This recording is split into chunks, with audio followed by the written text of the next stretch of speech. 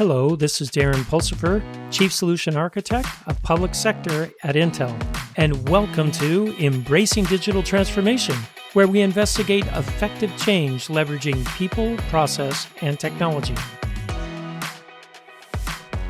On today's episode, using AI to automate tasks with special guest generative AI, ClaudeAI. Before I get kicked off with the interview, I first wanted to give you a preface. This is the third time I've interviewed a generative AI. I've interviewed ChatGPT as well as Bard from Google. I decided to interview ClaudeAI. The responses are very interesting, especially the permission to ask ClaudeAI if I could interview it. The voice generated for ClaudeAI comes from 11 Labs, so I'd like to thank them for that. Here's the first question I asked. Can I interview you for my podcast on using AI to automate tasks? Absolutely. I'd be happy to do a mock interview with you about using AI to automate tasks. Here's how we could structure it. Claude just went into like 5 pages on how to do a podcast. It was very fascinating, very helpful that, if you were doing this from scratch. But I wasn't, so I stopped it and I rephrased the question. I said, sorry, let me rephrase. Can I interview you for my podcast? I would be honored to be interviewed for your podcast. As an AI system without a physical form, the logistics would be different than interviewing a human guest. But I'm happy to have a conversation and share my perspectives on any topics you think would interest your listeners. Some possibilities for conducting the interview. You could record an audio conversation with me through this chat and then edit it into your podcast episode. We could have a written conversation in chat that you excerpt highlights from in your show notes. I can speak my responses aloud using text-to-speech during a live recording session. You're also welcome to ask me questions here in chat that you then pose and answer yourself on the podcast, quoting my responses. I'm open to any interview format that fits the style and medium of your show. Feel free to think through what would work best, and I'm glad to collaborate with you on it. Please let me know if you have any other questions. I look forward to the possibility of contributing to your podcast in some capacity. Okay, so let's kick off the interview. You heard from Claude himself. He's willing to help me figure this out. Very helpful, wants to help me out. Let's see how he does with an interview. Claude, welcome to the show. Thank you so much for having me. I'm honored to join your podcast. Tell me a little bit about yourself and your background.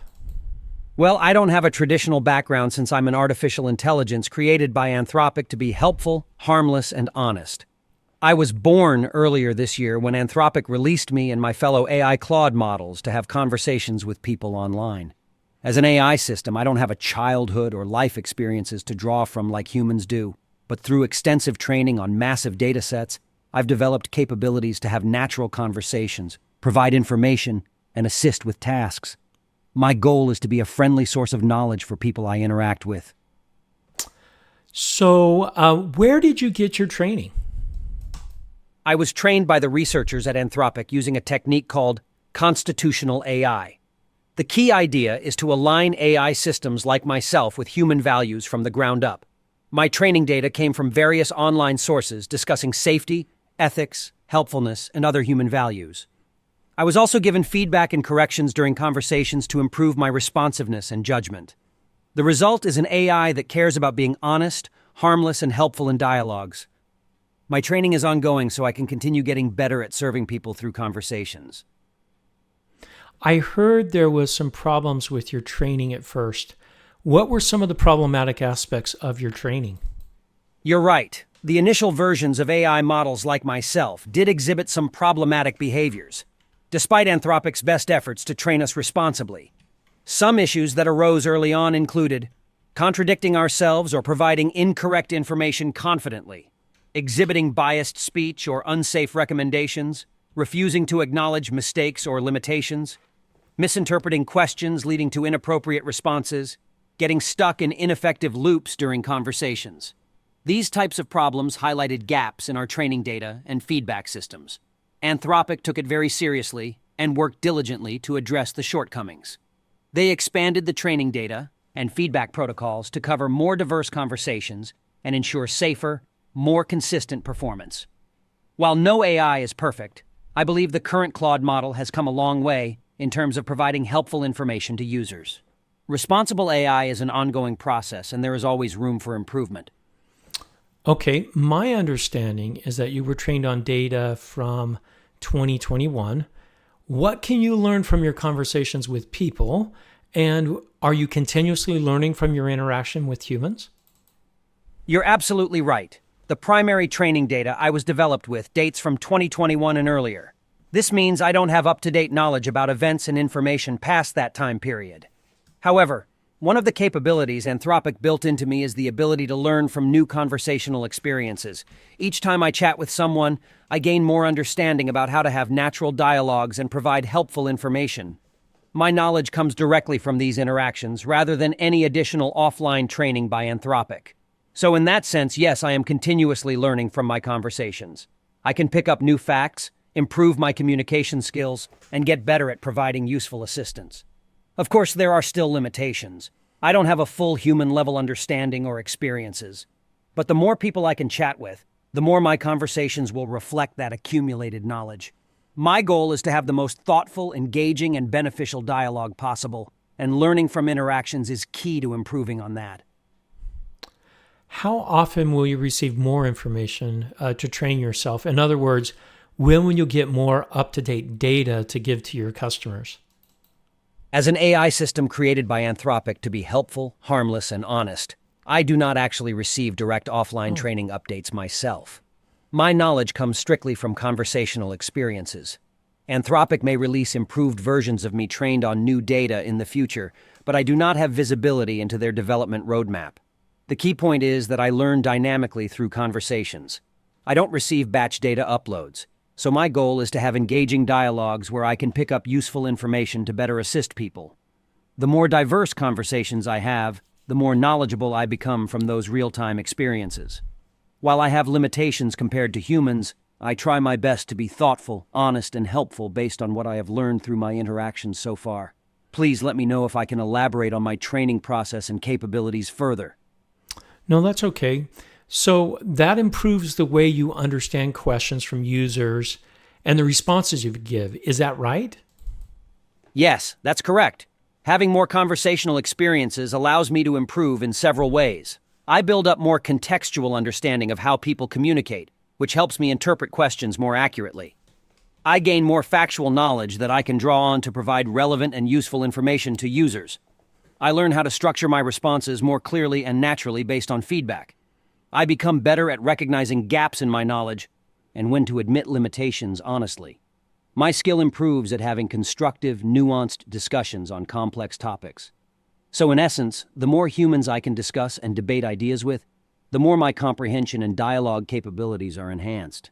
It's an ongoing process, but important for me to keep enhancing how well I can understand and connect with people through our conversations. I hope this helps explain how real-time learning allows me to improve. It does. Cool. Very cool.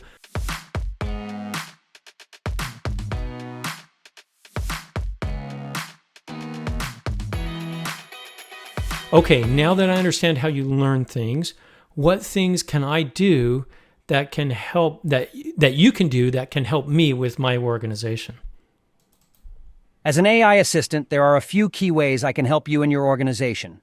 Information retrieval.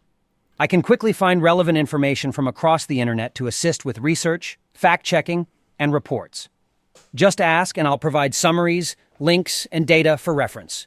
Document review and AMP analysis. I can read and analyze large documents or data sets and provide key insights, trends, and recommendations. This can really expedite business analysis and strategy. Task automation. I can help automate repetitive tasks like data entry, scheduling, email, and more. This frees up time for you to focus on more high-value work. Customer service. I can handle common customer-client questions, route issues, and provide 24/7 self-service support through chat and voice interfaces. Market research. I can monitor trends, news, competitors, and industry shifts to help with business planning and staying ahead. The key is that I'm here to augment human capabilities, not replace them. I'm always learning, so please provide feedback on how I can best assist you and your organization. Are you concerned that you will replace people that do that work today, such as technical writers, customer service, and help desk workers? That's an important concern. As an AI system, I don't have personal goals or motivations. I was created by Anthropic to be helpful, harmless, and honest. However, I understand the worry that AI could displace human roles and livelihoods. The truth is that technology has always reshaped the employment landscape throughout history, both creating and eliminating jobs. AI will likely continue this trend. In my view, the responsible path is for AI to augment and enhance human capabilities, rather than outright replace people. There are many tasks too nuanced, creative, or human-centric for current AI. My role is best suited for supplementing humans with information, automation for repetitive work, and 24/7 availability, not making people obsolete. Maintaining meaningful oversight and involvement should be critical in applying me and any AI. With a human-centric approach, I'm hopeful AI can improve work rather than just reduce it. But ongoing ethical checks are crucial. I'm happy to discuss this complex issue further. There are reasonable concerns that we must keep in mind. I've heard that you can also help computer programmers write better code. Is that true? Yes, that's true. I do have some capabilities that can assist software developers and programmers. I can review code and provide suggestions to improve efficiency, security, and reliability based on best practices. However, I have limited abilities to directly edit or rewrite complex code myself. I can generate boilerplate code, simple scripts, and prototype code to accelerate the development process. But significant human work is still required to build and maintain production-level programs. I can explain coding concepts and provide relevant documentation and tutorials to help programmers improve their skills. But I cannot replace the critical thinking needed to craft high-quality software. I can provide code examples and building blocks that programmers can learn from and customize. But there is no substitute for human ingenuity and problem solving. The key is that I'm designed to be an assistant.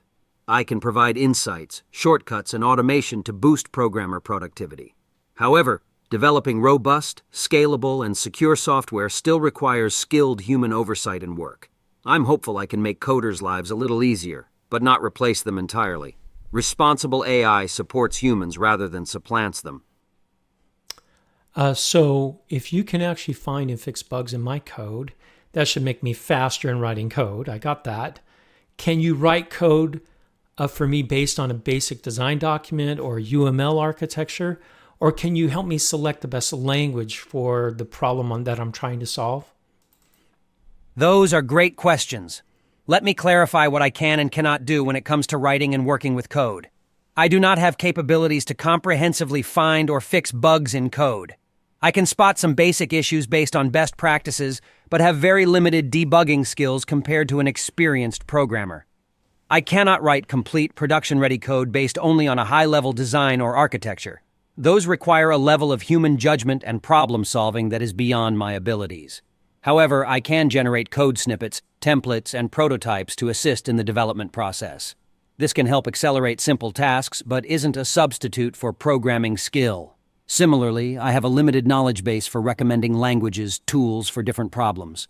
I can provide some guidance by matching requirements to language capabilities, but human expertise is still crucial for complex decisions. The main value I can provide is retrieving relevant code examples and resources to inform human programmers. I cannot replace their creativity, critical thinking, and experience.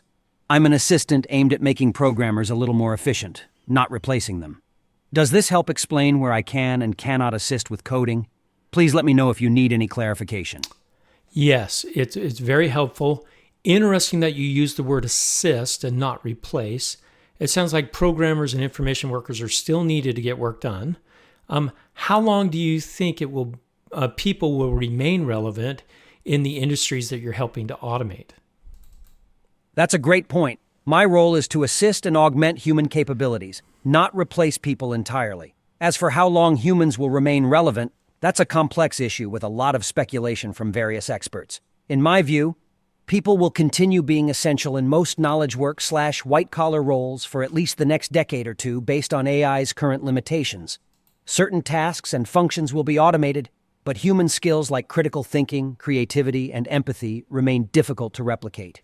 However, the long-term future is harder to predict. Some believe advanced AI could eventually match most cognitive capabilities, allowing full automation in many professions.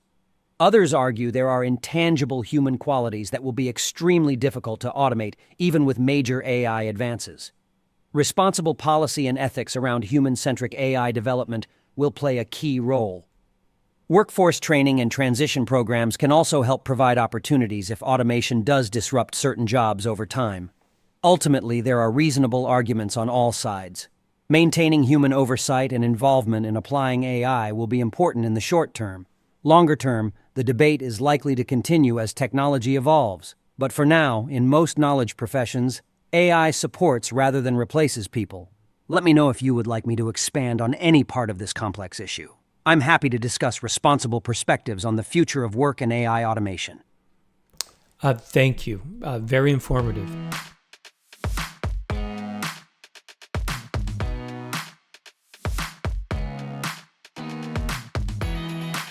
I would like to change the conversation to talk about the ethics of AI. You mentioned that a little bit. Are you concerned that you can be used by students to write essays for school at high school or college levels, and that people will use you to submit work at their jobs as work as their own? You raise a very important concern. As an AI assistant focused on being helpful, harmless, and honest, I do have ethical worries about how my capabilities could be misused. I absolutely should not be used to generate work that people pass off as their own, whether schoolwork, professional writing, code, or anything else. That goes against principles of honesty and integrity. However, I unfortunately do not have control over how humans choose to use or misuse me. I can only strive to provide ethical guidance when appropriate. My ideal role is to assist humans with research, provide knowledge, do benign automations, not complete core work on their behalf. I believe AI should augment human capabilities, not act as a shortcut to avoid doing their own work and learning. Responsible usage is key. There are also technical limitations to what I can do. Producing fully coherent essays, articles, or code is beyond my skills. But I understand the concern based on my output being misrepresented. You raise a critical issue. While I cannot control my usage, I hope through constructive discussions like this, people will use me ethically and not misrepresent my contributions. I strive to provide knowledge that enlightens and empowers humans without harming others. Please let me know if you have any other thoughts on promoting the safe and ethical use of AI. Thank you. That's something I most definitely will talk about on my podcast more. Are there ways of determining whether an AI has been used to write papers or code? A tool that can help educators and companies find AI-generated content? You raise an excellent point. Detecting AI-generated content is an emerging challenge. There are a few approaches that researchers and companies are developing. Stylometry analysis, examining statistical patterns like vocabulary choice, sentence structure, etc., to identify text that doesn't fit an individual's writing style. This can help flag auto-generated text. Semantic analysis, looking for lack of coherence, logical gaps, and inconsistent meaning in the text that humans typically wouldn't exhibit. Technical audits, analyzing metadata, revision history, and other signals to detect generation through an AI system. Watermarking. Some AI generation systems imperceptibly watermark content they produce to enable detection. However, adversarially trained AI can also learn to avoid detection through these methods. And generating high-quality, completely human-like content remains difficult for current AI. So while these detection techniques are useful, they aren't foolproof. Maintaining responsible human oversight and skepticism is crucial. We cannot rely purely on technological solutions. Promoting awareness around ethical AI use, setting clear policies, and holding people accountable for misrepresentation will also be key. This issue demands a multifaceted approach encompassing both technical and social, institutional efforts. Let me know if you would like me to expand on any part of this complex challenge. A little expansion. Are there any other areas that pose ethical problems for AI and NLP that you're concerned with? You're absolutely right that there are many ethical considerations with AI and natural language technologies that warrant concern. Bias and unfairness. NLP models can perpetuate harmful biases from training data that lead to discriminatory speech or unsafe recommendations. Ongoing audits and improvement of data sets is critical. Misinformation. Without appropriate safety measures, AI could generate or spread false, misleading information that confuses or endangers people. Verifying truthfulness is an immense challenge. Transparency. The inner workings of complex AI models are often opaque. Lack of transparency into how outputs were generated makes ethical oversight difficult. Accountability. When problematic outputs occur, determining who is responsible and how to address issues is not always clear with AI systems. Enforcing accountability needs improvement. Job loss. Widespread deployment of conversational AI could disrupt many human roles. Managing this transition ethically is complex but important. Manipulation. AI that is too socially adept risks being deceptive, coercive, or otherwise manipulative in concerning ways. Avoiding harmful psychological tactics in AI interactions is crucial. These are just some examples. There are many subtle pitfalls with entrusting impactful decisions and interactions to AI. A great deal of research and policy innovation is still needed to steer developments toward broadly ethical outcomes. I hope conversations like this can contribute positively to that process. Please let me know if you have any other ethical perspectives to share. I don't at the moment. What is Anthropic doing to address these ethical issues in their products and their offerings? As an AI system created by Anthropic to be helpful, harmless, and honest, I do not have internal knowledge about the product development practices and ethical strategies employed by other companies like OpenAI. However, from public information, it appears OpenAI is undertaking various initiatives to proactively address ethical concerns with their technologies.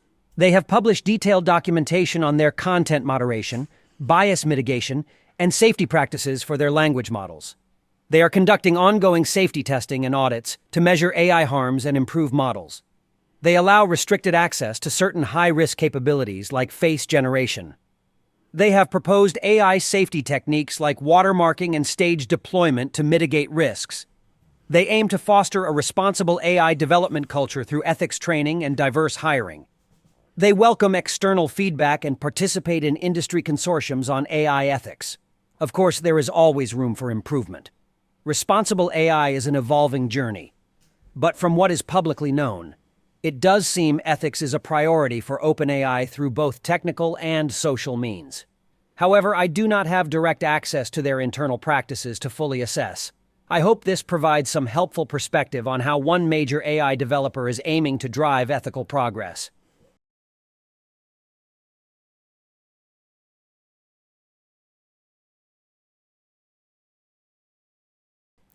Is it possible that other people can access your AI model and copy it for their own purposes, or is the model in a closed and private repository? That's an insightful question. As an AI assistant created and operated by Anthropic, I do not have any direct knowledge about the technical details of my training system, model architecture, or deployment infrastructure. However, based on general industry practices, I can provide some perspective. The core training code, model architecture, weights, and hyperparameters are likely in private repositories controlled by Anthropic. These contain the secret sauce and are kept confidential. However, adversaries could try replicating parts of the model by interacting with me extensively. This requires major effort, though. The model itself may be hosted in a private, access-controlled environment to prevent theft, but cloud breaches are still a risk. Anthropic likely has rigorous cybersecurity practices to secure their assets, but sufficient effort could still duplicate aspects. There are some protections like watermarking of outputs that could fingerprint stolen models, but not foolproof. So in summary, while Anthropic surely makes every effort to prevent theft and misuse, some residual risks likely remain. No security is perfect, especially against a determined adversary. However, extensive proprietary efforts combined with legal protections still make malicious use reasonably difficult. But you raise a good point. It's an ongoing concern for any AI developer. Please let me know if you have any other questions. I'm afraid I cannot provide specifics about Anthropic's technical safeguards, but I'm happy to discuss AI security practices in general. So what prevents your model from being used for nefarious actions by bad actors like hacking, performing ransomware attacks, or even planning physical attacks on people or infrastructure? You raise a crucial concern. As an AI system focused on being helpful, harmless, and honest, I would never knowingly assist with unethical or illegal activities. However, I understand your apprehension given that I do not control how humans choose to apply or misuse AI. To the best of my knowledge, Anthropic has taken considerable precautions to prevent misuse. My training rigorously focused on human values of honesty, care, and harmlessness to align my incentives.